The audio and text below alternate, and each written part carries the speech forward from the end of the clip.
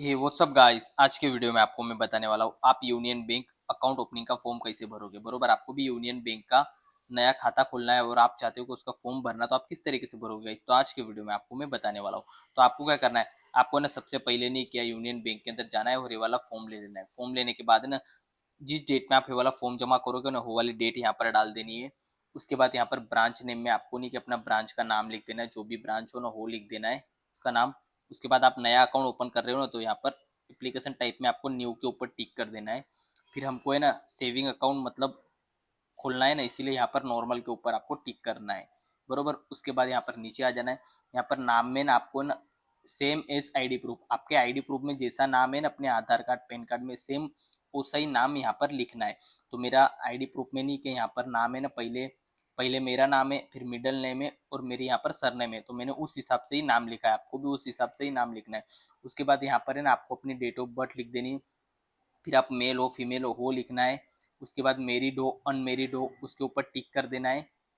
Name of के ऊपर अगर आपकी शादी हो चुकी है तो यहाँ पर आपको स्पोर्ट्स के ऊपर टिक कर देना है और अपने पति या पत्नी का नाम लिखना है। बरोबर, बट मेरी इधर शादी नहीं हुई है इसलिए मैंने इधर फादर के ऊपर टिक किया और मैंने यहाँ पर अपने पापा का नाम लिख दिया।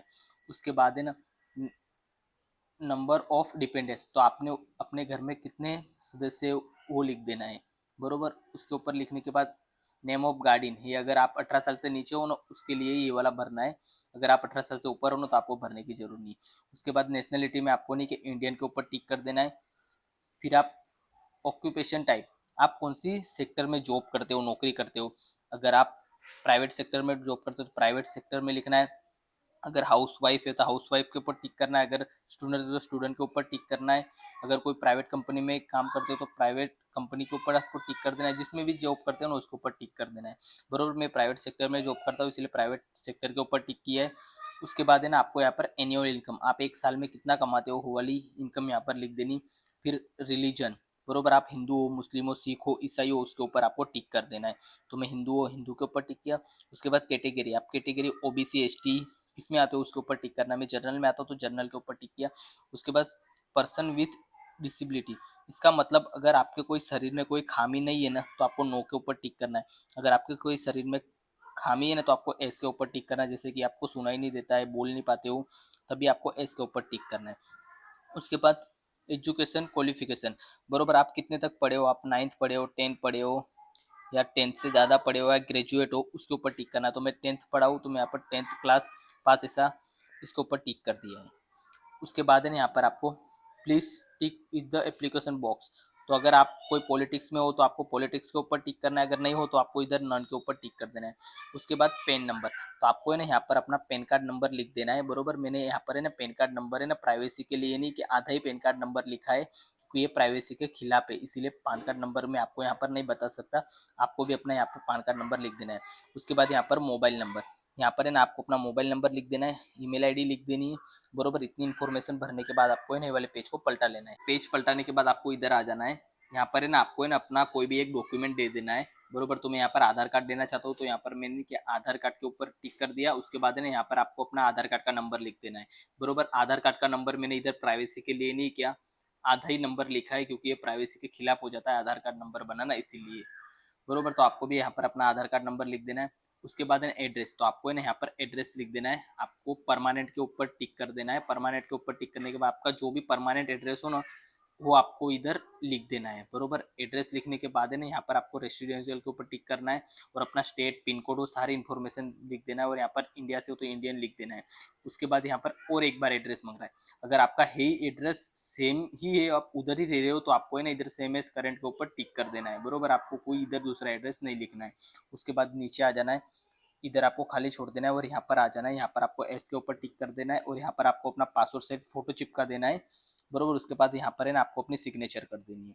सिग्नेचर करने के बाद है ना आप जिस जिस भी सिटी से ये वाला फॉर्म भर रहे हो ना वाली सिटी का नाम लिख देना है और जिस डेट में ये वाला फॉर्म जमा कर रहे हो वो वाली डेट लिख देनी है। उसके बाद ये वाले पेज को हमको पलटा लेना है गाइस। पेज पलटाने के बाद आपको इधर आ जाना है और टाइप ऑफ अकाउंट, बरोबर, आप सेविंग अकाउंट खोल रहे हो तो सेविंग अकाउंट के ऊपर आपको टिक कर देना है। उसके बाद बी मोड ऑप्यूकेशन, आप अपने खुद का अकाउंट खोल रहे हो तो यहाँ पर सेल्फ के ऊपर टिक कर देना है। उसके बाद आप एटीएम लेना चाहते हो ना, यस, तो आपको एस के ऊपर टिक करना है। उसके बाद एटीएम के ऊपर आपको क्या नाम लेना है, तो मेरे यहाँ पर सरनेम और मेरा नाम रखना चाहता हूँ, एटीएम के ऊपर ये वाला नाम आए, बरोबर, तो मैं ये लेना चाहता हूँ, इसीलिए मैंने ये नाम लिखा। उसके बाद आप कौन सा एटीएम लेना चाहते हो, वीज़ा का, रुपए का, मास्टर, तो मैं वीज़ा का लेना चाहता हूँ, इसीलिए मैं वीज़ा के ऊपर टिक किया है।